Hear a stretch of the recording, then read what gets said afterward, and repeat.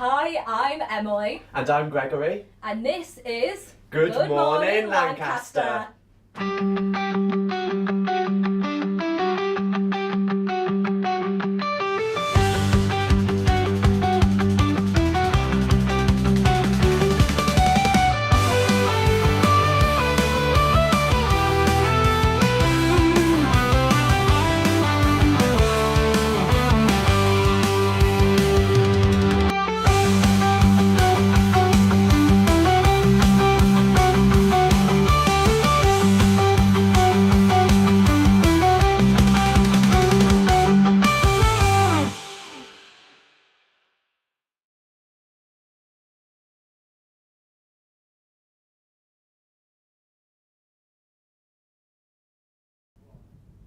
Welcome to Good Morning Lancaster. It is Thursday, the 31st of October, over the spookily aware amongst you, Halloween. Yeah, and we're not going to be talking about Halloween today. Instead, we are going to be talking about Lancaster University's efforts to help the environment. So get ready for some eco-themed clips, including exclusive news, interviews, and footage from all the highlights.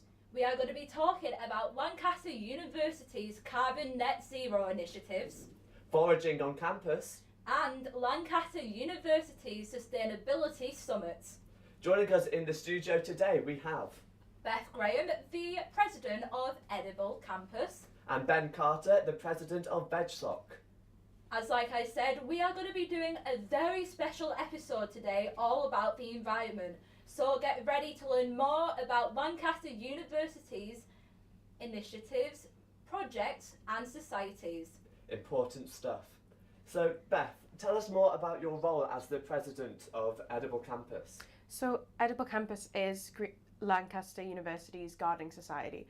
We try and garden in a very sustainable manner, which means we don't use pesticides, herbicides, fungicides, and we try to produce as much as we can on site. So for example, this year the only thing that we're actually outsourcing outside of the university is the seeds for our plants, and even then we're not getting that many. All of the wood chips that we use have been produced on site from coppiced woodlands.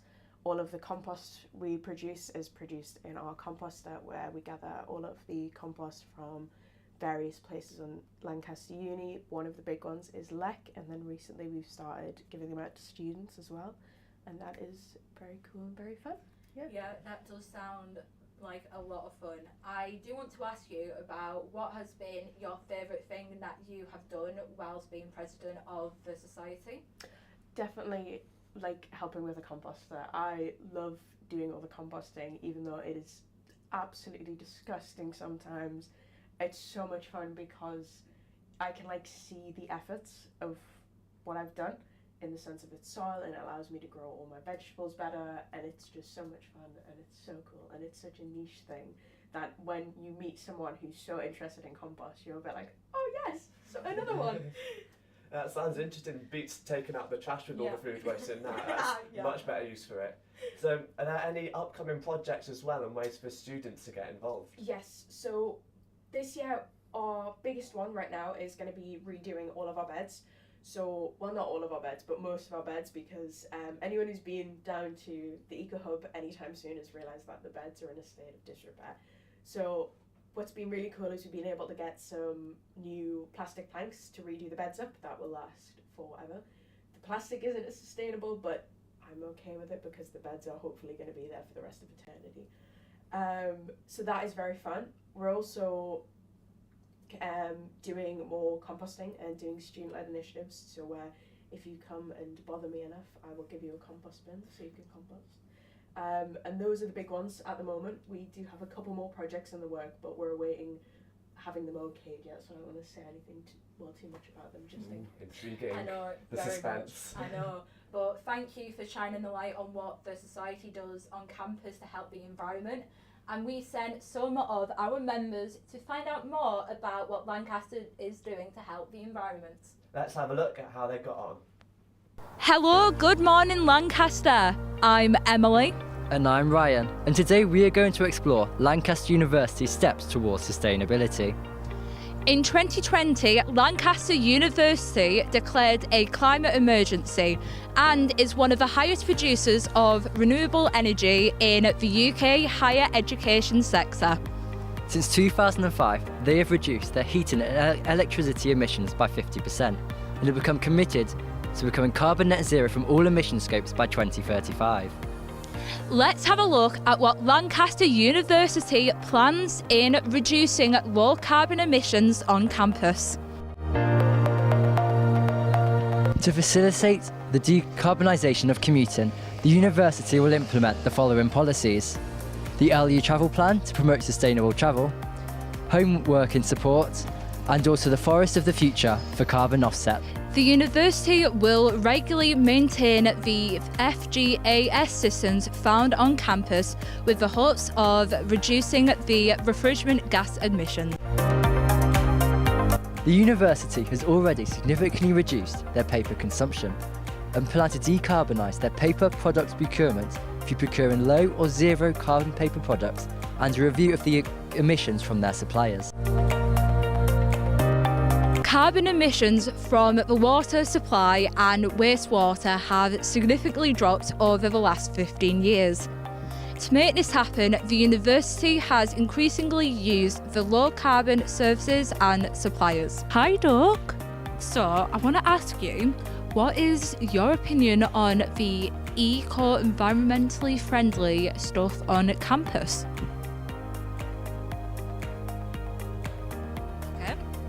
No answer, that's good. Okay, I'm going to ask you another question. Okay, if you look left, that's yes.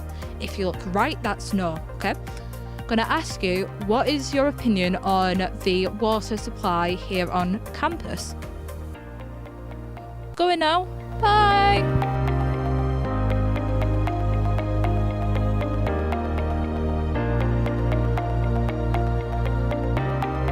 To reduce carbon emissions from construction, Lancaster University will focus on refurbishment of pre-existing buildings. They will review the embedded carbon content of construction materials to promote more sustainable ones, and they will develop a minimum standard specification to replace BREEAM. Who would have thought that IT and comms would play a huge part in the carbon footprint on campus? This is why Lancaster University wants to establish a green IT plan with the hopes of decarbonising the IT and comms technology here on campus. The university aims to decarbonise its entire vehicle fleet. With 2/3 already electric, the university will continue with the Facility Vehicles Replacement Programme to decarbonise all faculty vehicles. The university is planning a transition to renewable energy. One way that they are doing this is with having a on-site solar farm, as well as extending the district heating system, as well as replacing the gas-fired boilers found on campus. Lancaster University will be implementing projects to decarbonise their food and catering services, with departments already making significant progress in cutting their carbon emissions and environmental impact. Did you know that 3.1% of carbon emissions on campus is from business and academic travel? This is why the university is promoting low carbon travel modes like cycling. To support with waste, treatment, disposal and recycling, the university already offers recycling facilities, as well as working in the ongoing procurement of water supply and treatment services, and work with providers with the lowest carbon footprint. We hope you've discovered something new and interesting about Lancaster University's renewable efforts. Back to you in the studio.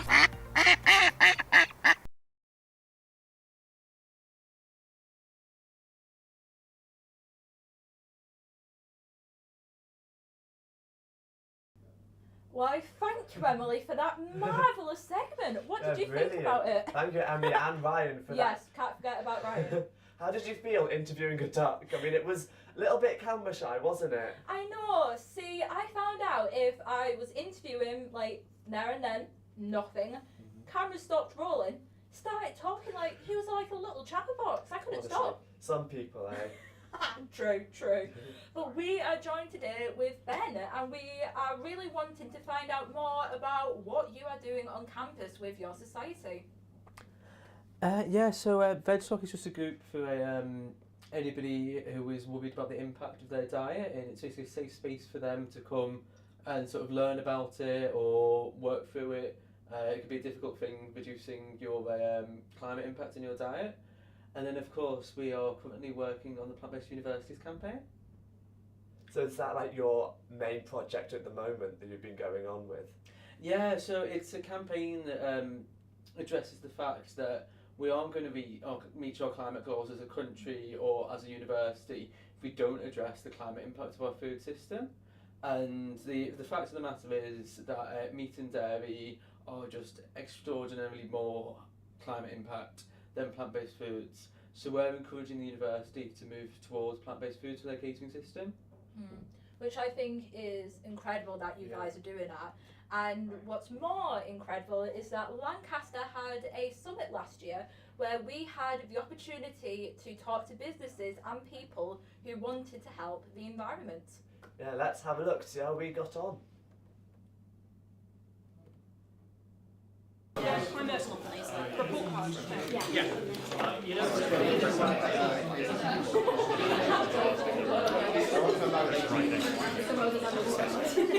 So I think the great thing about the partnership is the way that it interplays what the students are wanting to do and what the university is then doing in response.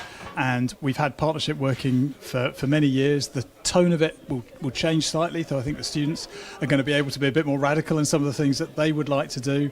And what we will do on the university side is pick out the ideas that seem to be working and adapt them and try and make them, develop them as part of core business on the campus. So I think it's a really interesting future to watch out for. My favourite bit that I've been involved in this year, I went on a trip called the Alaveg trip. So it's a little remote island in Scotland. There's only about 100 people that live there, and we went there and learnt about, say, like sustainable energies, renewable energies. That was really, really interesting to see how that group interacts with the environment. It's very different to, say, mainland UK. So tonight's event is a sustainable eco event, and we have a chef's 25-mile menu, which is produced in Lancashire by local artisan growers, suppliers. We have broccoli, lettuce, cabbage, all from a 25-mile radius. We have Lancashire cheeses, homemade Blackpool tomato sauce. So all this basically reduces air miles, food vans, trucks, and it just suits the event.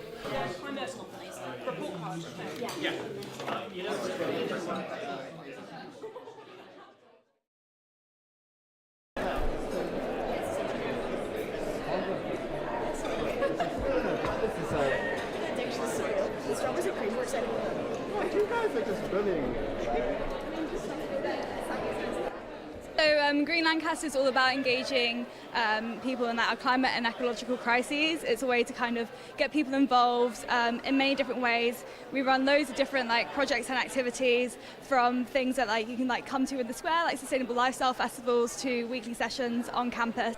We're a small, independent, social, ethical bank. So all our customers, we align to UN Social Development Goals. So we are probably not well known across the UK as much as we want to be, but we figure the student population and education is something we want to do more work in. I'm a senior project manager for biodiversity at SOS UK. SOS UK is a sustainability education charity, and we're all about making nature more inclusive and making sure that it's on the agenda for students in the curriculum and wider. We're Emerald Publishing, and we're proud to publish research that helps support attainment of the United Nations Sustainable Development Goals. We also publish a lot of open access content, so there's a lot of free to access and open access content on our website, so that does relate, like Joe says, to the SDGs and to sustainability generally. So yeah, I would encourage people to come along and have a look. We're essentially a professional membership organisation that supports people, so students, but also professionals who are working in the environment and sustainability profession. So people are looking for careers in this space. We can help them through networking events, resources, training, and all sorts of different things to give them insights into the profession. So my name's Sam, I'm from Hazar. We create a digital marketplace for students to buy and sell second-hand items, anything that you want really in your 3-4 years at university. By partnering with student unions in the country, we can kind of help to build a circular economy through our marketplace, which is going to reduce waste at universities, change that mindset of throw away, use it once, put it in the back of your cupboard. We are basically selling, and we're trying to make contact with more and more universities to have a look at we've developed a luxury range of sustainable clothing exclusively made with fair trade organic cotton combined with recycled polyester out of a totally ethical supply chain based in India. So Insure Our Future is a global campaign. It's a global network of organisations that are trying to put pressure on the insurance industry to stop insuring fossil fuel projects. So every fossil fuel project across the world needs insurance. It's one of the important things they absolutely need to go ahead. So we're trying to use that as a lever to get insurance companies to say they won't insure those projects. And that means the projects basically can't go ahead. I'm excited to share sort of like what Green Lancaster does. So like at the conference this morning, people have gone to like Forest Hills to look at our rewilding site there. We've got opportunities to visit like the Eco Hub in like just after lunchtime. So we're hoping that the Sustainability Summit is a place for students really to network, learn a little bit about what they can be doing for their institutions on climate change, the ecological crisis, and campaigning in general. Connections, that's what I think is most important about these kinds of things, because it's through partnerships and connections that, powerful things can happen. Well, I just like speaking to different universities and seeing the different ways they approach sustainability. You've got the Green Lancaster over there, which do an amazing job. And it's just, I'm quite new to the industry, so just meeting new people, seeing what the gist is with the higher education sector and how we can kind of implement our strategy and improve things, really.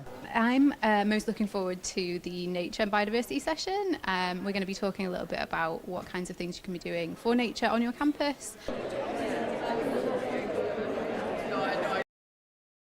So, what did you guys think about the summit?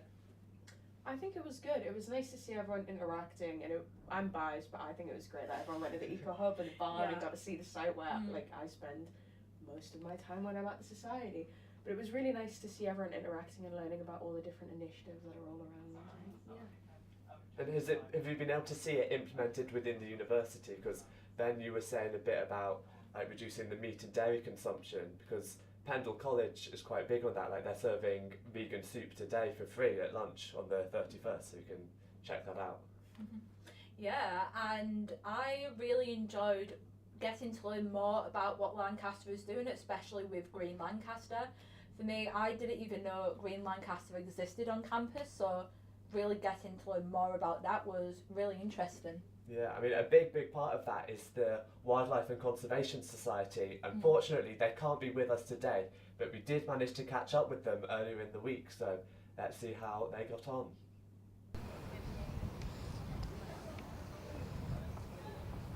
Good morning, Lancaster. I'm Jo, and I'm here with Sorrel, President of the Wildlife and Conservation Society. Tell us a bit about yourself. Hi, I'm a second year studying ecology and conservation, and I'm from Furness College. So, how did you get involved with Wildlife and Conservation Society when you started the uni?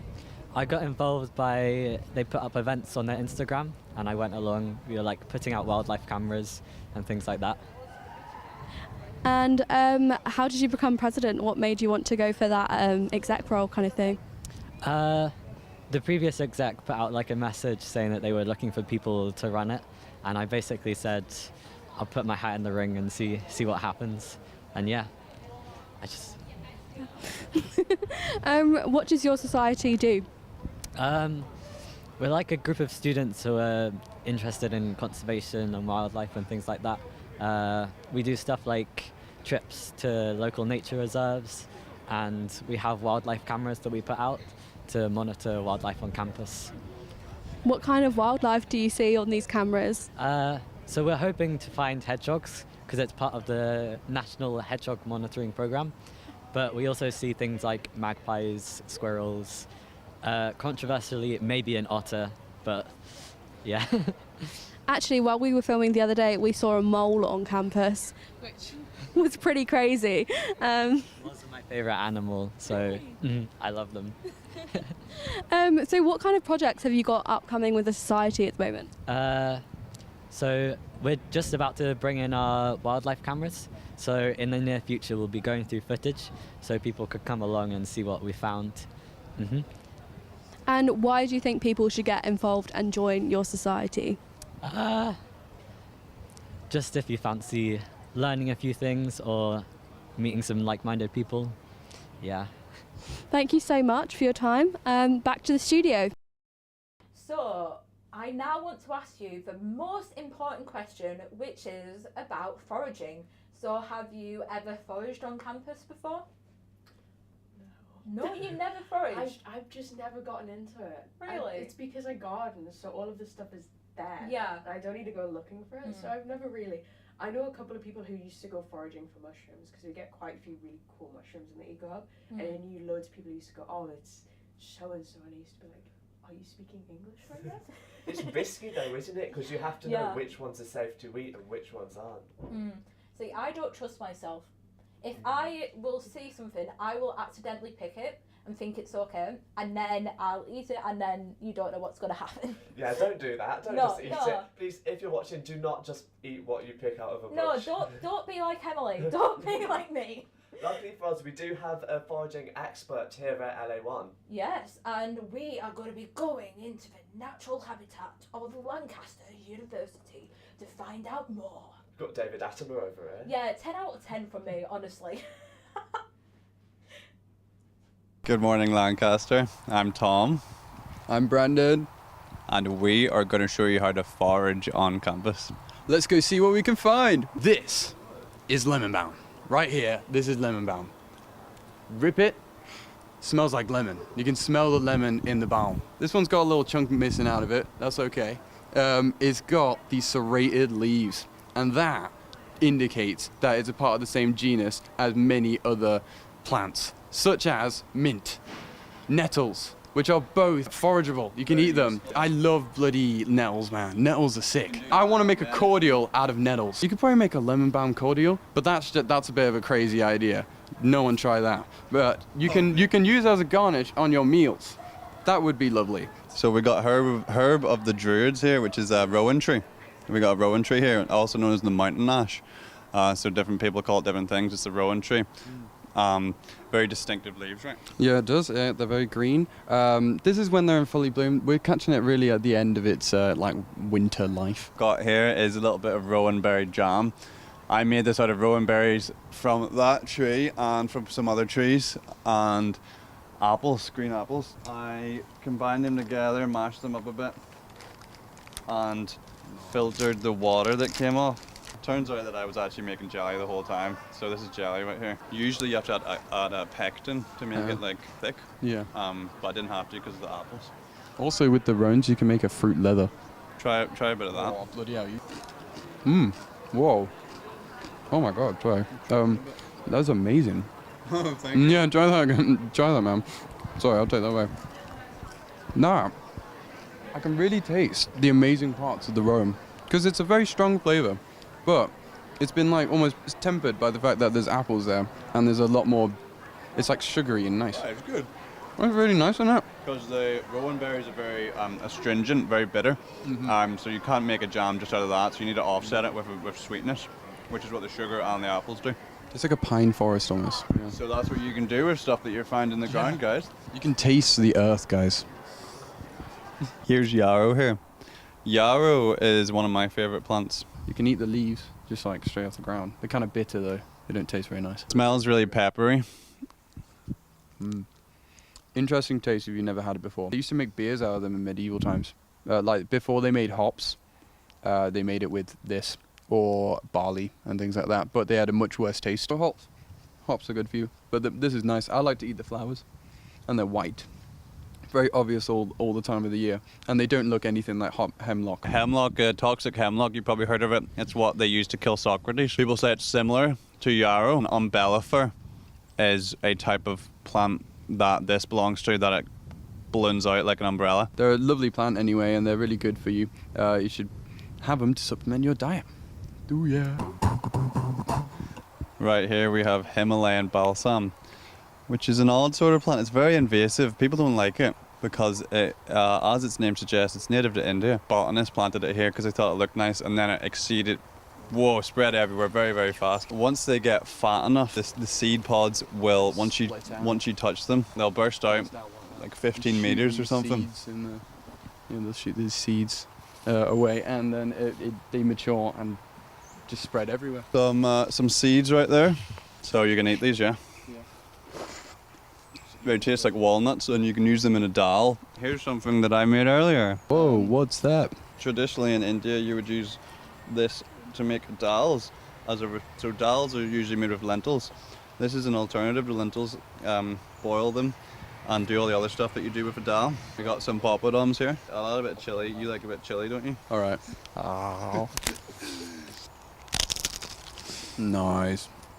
That tastes really good. It's very light. It's good. I've never made a dal before. Wow, the Himalayan balsam really adds loads as well. It's like, it is a walnutty taste, but like a bit more watery. The dal. So here we have a bit more balsam here and nettles. Yeah. Nettles. You see nettles every day. They hold secrets. You can eat nettle seeds. It's very nutritious. People put them on their porridge and salads and stuff. They do sting, but I will eat one for you right here. Oh, yeah, it stung my lip a little bit, but it's still lovely. You can make a tea out of it and it won't sting you. Sip. And clothing. People make clothing. You can twist it together. It's a real sort of skill.